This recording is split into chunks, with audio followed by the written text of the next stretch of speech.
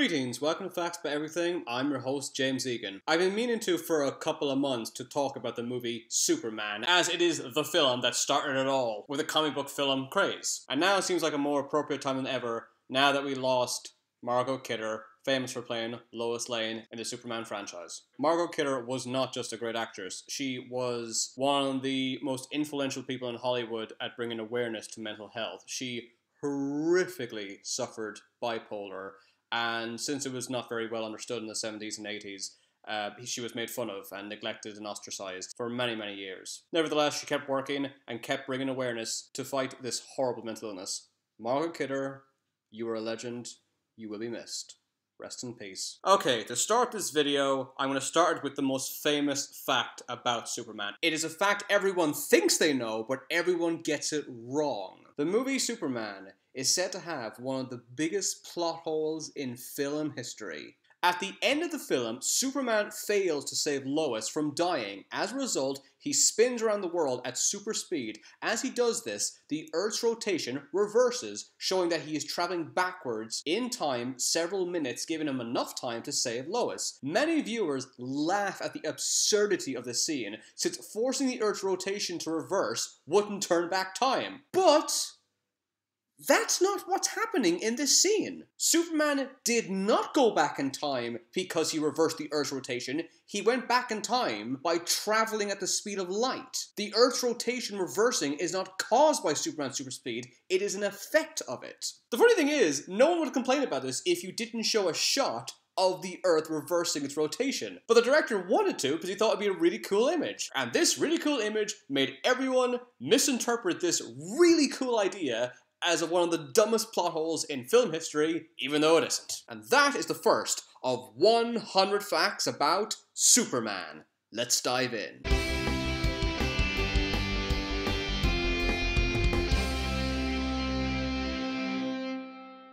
Now, you might be thinking, oh, so that isn't a big giant plot hole at the end of the movie. Oh, that's even better now. But there's another plot hole that's always bothered me. Jor-El tells Kal-El to save humanity. In his own words, they can be a great people, Kal-El. They wish to be. They only lack the light to show the way. For this reason, I have sent them you, my only son. Then he says, it is forbidden for you to interfere with human history. But then why'd you send him? You just said he's meant to save everybody, but what? Also, you say that as if there's going to be grave consequences. He turns back time, and then nothing happens. Why isn't he allowed to interfere with history?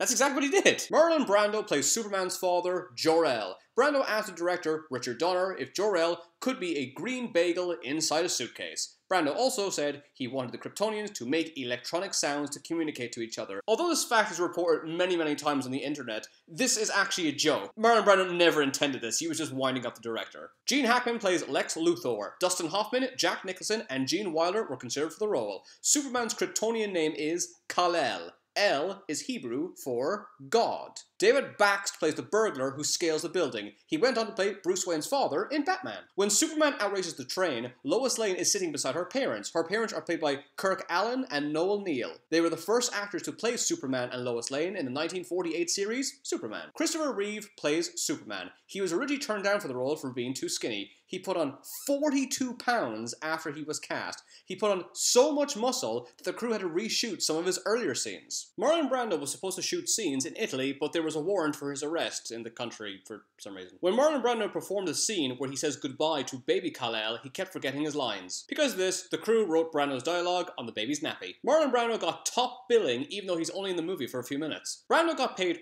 $14 million for the film and the sequel, even though none of his scenes for Superman 2 made it to the final cut. Brando became the highest paid actor ever at the time of the film's release. Brando wanted to use his salary to make a miniseries about Native Americans. If Marlon Brando did not play Jor-El, the role would have gone to Paul Newman. The tagline was, "You will believe a man can fly."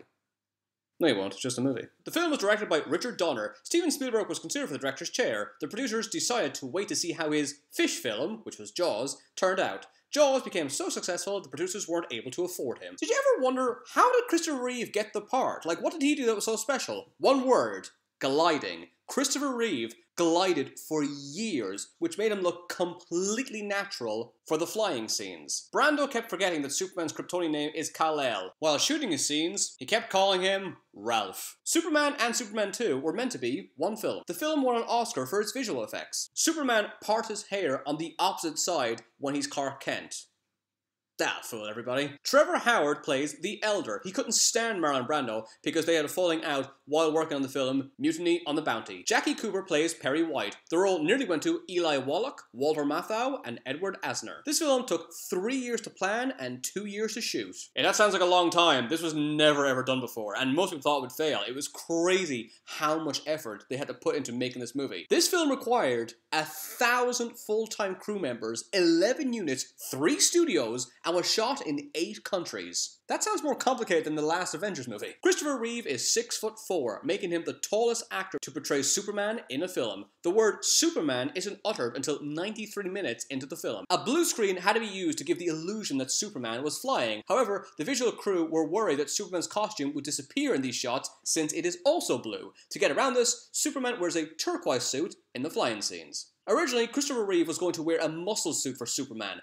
Reeve didn't like this idea and performed intense workouts to bulk up for the role. He got into shape by working out with Dave Prowse, who played Darth Vader in Star Wars. The credits at the beginning cost more than most films at the time. The kryptonite costumes are made of Scotch Light. 200 people were considered for the titular role, including Robert Redford, Sylvester Stallone, James Caan, Christopher Walken. The weirdest thing is Christopher Walken is not the weirdest choice. The weirdest choice is Muhammad Ali. Roger Moore saw Christopher Reeve walking around the studio in his costume. As Reeve passed, every girl was gawking at him in admiration. Anytime Reeve was dressed as Clark Kent, nobody gave him a second look. It took 3 years to cast a titular character, and Reeve was cast only weeks before filming began. Gene Hackman refused to shave his head for the film. He agreed to wear a bald cap in one scene. Mario Puzo helped write the script. Puzo is best known for writing the novel The Godfather. Christopher Reeve, Margot Kidder, Mark McClure, and Jackie Cooper are the only actors to appear in the 4 original Superman films. The film was #1 in the charts for 13 weeks straight. Jeff East plays Clark Kent as a teenager. His voice is dubbed over by Christopher Reeve. Oh my. Jeff East auditioned for Clark as an adult. He also auditioned for Jimmy Olsen. It took 4 hours to put on Jeff East's makeup to make him look like Christopher Reeve. Jeff East was nearly hit by a train while filming a scene. Film critic Roger Ebert said this was one of his favourite movies of all time. A scene was shot but not used of Otis feeding monsters. Luthor calls these creatures the babies. Otis, feed the babies. Valerie Perrine plays Eve. Goldie Hawn was the first choice for the role. Joan Crawford was supposed to play Martha Kent, but she was too ill during production. She died a year before the film was released. Richard Donner learned that he was offered the director's chair while he was on the toilet. Richard Donner also directed The Omen, The Goonies, and the Lethal Weapon tetralogy. Cary Elwes was Marlon Brando's production assistant. You would recognize him from The Princess Bride and Saw. He said it was difficult to convince Brando to work, even though he was paid $1 million a day. Christopher Reeve won a BAFTA for his performance. Christopher Reeve also voices the traffic controller. The film was supposed to be released on June 1978, so it would premiere on the 40-year anniversary of Superman's debut comic, Action Comics #1. The director spent a year working on material for the 2001 DVD making of documentary. Another person that was considered for Superman was Caitlyn Jenner. Please research that to make sure I'm not making it up. At the time, this was the most expensive film ever made, costing $55 million. That used to be a lot of money for a movie. That's adorable. It went on to make over $300 million at the box office. At the time, it was the 6th most successful film ever. Margot Kidder was supposed to sing the song Can You Read My Mind while she is flying with Superman. That would have been weird. In an early draft of the script, Luthor habitually chewed tissue.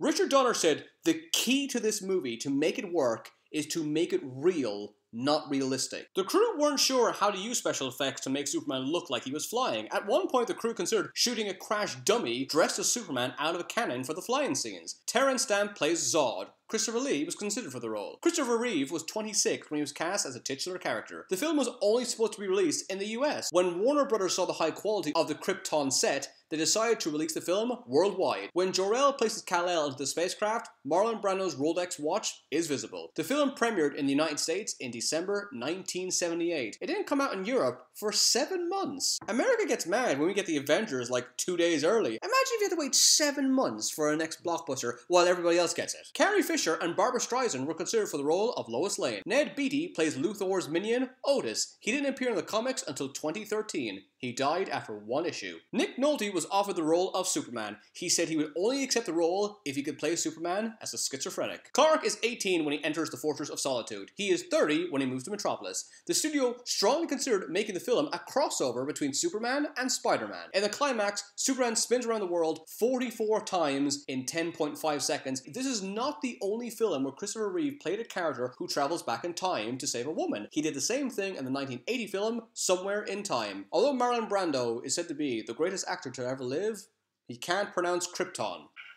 You are the only survivor of the planet Krypton. It's 2 syllables. Baby Kal-El is played by a girl. The action scenes were so complex, the crew sometimes shot 30 seconds worth of footage per day. Just before Superman's first appearance, Clark Kent looks at a phone booth, trying to find a place to change into his costume. This is a reference to the first time he did this, not in the comics, but in the cartoon The Mechanical Monsters, which was released in 1941. The crew wasted $2 million on unsuccessful tests to make Superman look like he could fly. According to Luthor, Krypton exploded in 1948. The crew shot scenes with Marlon Brando and Gene Hackman first, since they were attached to other projects. This was the most successful film of 1978, apart from Grease. At the time, it was the most successful film released by Warner Brothers. Originally, Giant was Warner Brothers' highest earning film. Superman creators Jerry Siegel and Joe Shuster loved the movie. Christopher Reeve attended the premiere at a Special Olympics fundraiser held by Arnold Schwarzenegger. It is explained in the film that the S insignia on Superman's outfit is a family crest, and the fact that it looks like the letter S is a coincidence. This idea was invented for the film and was later incorporated into the comics, and this idea was created by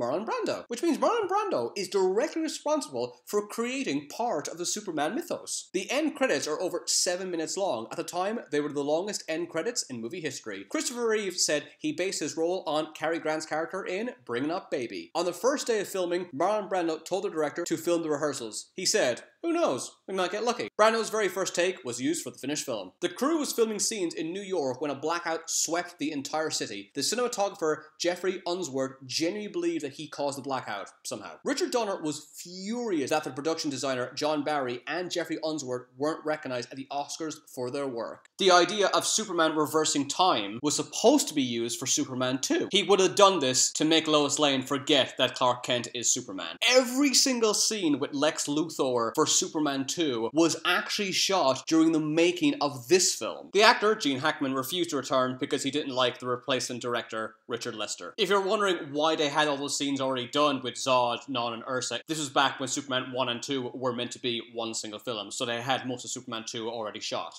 Despite the fact the theme song is considered to be one of the greatest theme songs in movie history, it didn't win an Oscar or a Golden Globe. The film wasn't released in China for 8 years. Peter Boyle auditioned for Otis. He's best known for playing the monster in Young Frankenstein. That film also starred Gene Hackman. Margot Kidder had never read comics and barely had any understanding of the backstory of Superman before being accepted for the role of Lois Lane. Lex Luthor's henchman is Otis. In the original script, he had another henchman called Albert. He was dropped after several drafts. And finally, Gene Hackman said he would not star in the film if he had to shave off his mustache. Donner said that he would shave off his own mustache if Hackman did the same thing. Hackman agreed. But there's a problem with that. Richard Donner didn't have a mustache, which means that when he met Gene Hackman, he had to wear a fake mustache, and then when he met him on set, he just peeled it off. That is the only reason Gene Hackman agreed to star in this film. This means that the superhero movie boom that we are experiencing right now, where comic book movies are more successful than ever, came to fruition because the Superman director wore a fake mustache. And a mustache never conflicted with the making of a Superman movie